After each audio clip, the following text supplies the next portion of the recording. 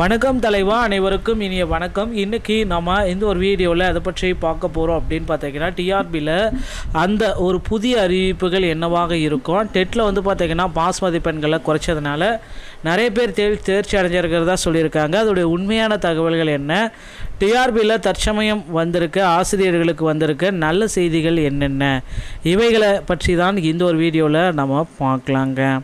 So நீங்கள் நம்முடைய சேனலை முதல் முறையாக பார்க்குறீங்க அப்படின்னா மறக்காமல் ஒரு சப்ஸ்கிரைப் அண்ட் பெல்லை கிளிக் பண்ணி வச்சுக்கோங்க. ஸோ வாங்க இந்த ஒரு வீடியோக்குள்ளே போகலாம். ஸோ டிஆர்பியில் நான் இங்கே எல்லாருமே எதிர்பார்த்த அந்த ஒரு மகிழ்ச்சியான செய்தி என்ன அப்படின்னு பார்த்தீங்கன்னா, ஸோ முதல்வர் வந்து பார்த்திங்கன்னா டெட் பாஸ் வந்து அனைவருக்குமே 60 மார்க் எடுத்தால் போதும், அனைவருக்குமே டெட்டு பாஸ் என்ற அறிவிப்பை முதல்வர் விரைவில் வெளியிட இருக்காருங்க. ஸோ ஆசிரியர் தேர்வு வாரியத்தில் டெட் பாஸ் மார்க்கு அனைவருக்குமே 60 மார்க் என்றதை குறிப்பிட்டு சொன்னதுனால ரிசல்ட்டில் வந்து பார்த்திங்கன்னா மீண்டும் சில சேஞ்சஸ்கள் எல்லாமே வந்திருக்கு. ஸோ அந்த சேஞ்சஸ்களை பொறுத்து தான் ரிசல்ட்டும் மாறுபடும். அப்படி மாறுபட்ட ரிசல்ட்டை வந்து பார்த்திங்கன்னா ரீபப்ளிஷ் பண்ணியிருக்காங்க. அது ரிசல்ட்டை பார்க்காதவங்க தயவுசெய்து ரிசல்ட்டை பார்த்துக்கோங்க. ஸோ அடுத்து இன்னொரு விஷயத்தை நான் உங்களுக்கு கிளாரிட்டியாக எக்ஸ்பிளைன் பண்ண போகிறேன். யூஜிடிஆர்பி மற்றும் பிஆர்டியோடைய புதிய நோட்டிஃபிகேஷன் விரைவில் பப்ளிஷ் பண்ண போகிறாங்க.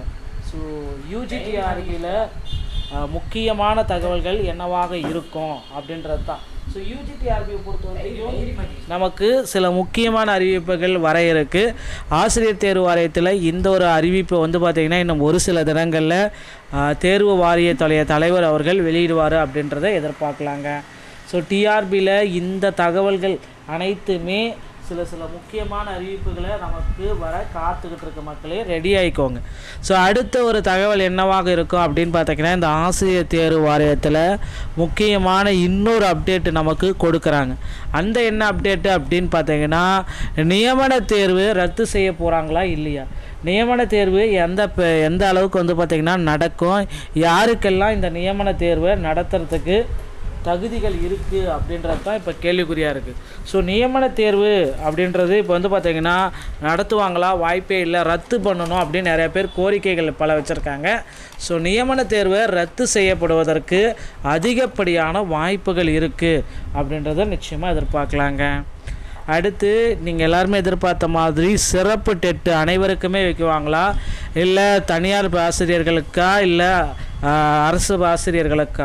ஸோ சிறப்பு டெட்டை பொறுத்த வரைக்கும் டெட் தேர்வில் தோல்வி அடைஞ்ச அனைவருக்குமே வைக்கணும் அப்படின்றது கோரிக்கையாக போயிட்டுருக்கு. ஸோ நிச்சயமாக நீங்கள் எல்லாருமே எதிர்பார்த்த மாதிரி சிறப்பு டெட்டை கோரிக்கையோட விரைவில் வந்து பார்த்திங்கன்னா அனைவருக்குமே வைக்க போகிறாங்க. டெட் தேர்வில் தோல்வி அடைந்த அனைத்து ஆசிரியர்களுக்குமே சிறப்பு டெட்டுக்கு உண்டான ஒரு மிகப்பெரிய ஒரு அனௌன்ஸ்மெண்ட் ரெடியாக இருக்குது மக்களே, பொறுத்து தான் நம்ம பார்க்கலாங்க. ஸோ 2469 இடைநிலை ஆசிரியர்கள், 11 பழங்குடி ஆசிரியர்களின் பணி நியமன ஆணைகள் அமைச்சர் அன்பில் மகேஷ் அவர்கள் வழங்கியிருக்காரு. பழங்குடி ஆசிரியர்களுக்கு ஊராட்சி மன்ற மற்றும் சிறுபான்மை மொழி தொடக்க நடுநிலை பள்ளிகளில் காலியாக இருந்த இடைநிலை மற்றும் பட்டதாரி ஆசிரியர் பணியிடங்களுக்கு ஆசிரியர் தேர்வு வாரியம் மூலம் 2469 பேர் தேர்வு செய்யப்பட்டு அவர்களுக்கான பணி நியமன ஆணைகளை பள்ளிக்கல்வித்துறை அமைச்சர் அன்பில் மகேஷ் பொய்யாமொழி அவர்கள் வழங்கினார். 11 பழங்குடி பிரிவை சேர்ந்தவர்களுக்கு பணியாணைகள் வழங்கப்பட்டது.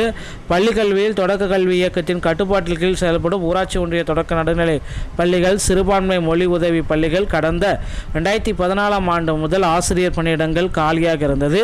இடைநிலை மற்றும் பட்டதாரி ஆசிரியர் பணியிடங்களை நிரப்ப அரசு ஒப்புதல் அளித்து ஆசிரியர் தேர்வு வாரியத்தின் மூலம் தகுதி தேர்வு போட்டித் தேர்வில் தேர்ச்சி பெற்றவர்கள் 2025ஆம் ஆண்டு முதல் நேரடி நியமனம் செய்யப்பட்டனர்.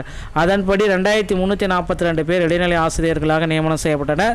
அதேபோல் தேசிய திறந்தவெளி மற்றும் பள்ளி நிறுவன கல்வி தேர்ச்சி மூலம் 25 பேர், ஆதரவற்ற உறவைகள் 4 பேர், பிறமொழி சிறுபான்மை 68 பேர், பட்டதாரி ஆசிரியர்கள் 18, பின்னடைவு பணியிடம் என அப்படின்னு நம்ம பார்க்குறப்ப 2458 பேர் இதற்கு பணி நியமனத்தை வழங்கியிருக்காங்க.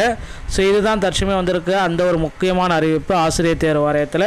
ஸோ டிஆர்பி மற்றும் பள்ளிக்கல்வித்துறை சொந்தமான செய்திகள் அனைத்தையும் நீங்கள் உடனுக்குடன் பெற நீங்கள் நம்முடைய சேனலோட இணைந்திருங்கள். மீண்டும் ஒரு நல்ல தகவலோடு நான் உங்களை சந்திக்கிறேன். நன்றி, வணக்கம்.